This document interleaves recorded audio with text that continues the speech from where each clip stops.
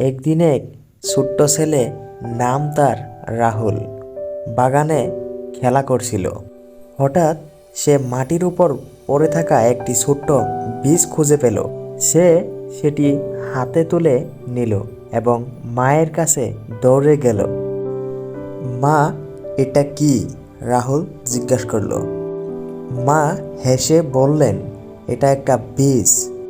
যদি তুমি এটাকে মাটিতে পুঁতে দাও, পানি দাও, যত্ন নাও, তাহলে একদিন এটা একটা গাছ হয়ে যাবে। রাহুলের চোখ বড় হয়ে গেল। গাছ সে খুবই রোমাঞ্চিত হলো। সে বীজটিকে বাগানে পুঁতে দিল, প্রতিদিন পানি দিল, রোদে বসিয়ে রাখলো আর মাটি আগলা করে দিল, যাতে গাছটা ঠিকমতো বেড়ে উঠে পড়ে। দিন গেল, সপ্তাহ গেল, অবশেষে একদিন সকালে রাহুল দেখল ছোট্ট একটা সবুজ চারা গজিয়েছে। সে দৌড়ে গিয়ে মাকে দেখালো। মা বলেন, দেখছো, তুমি ভালোবাসা আর ধৈর্য দিয়ে একটা জীবন তৈরি করেছ।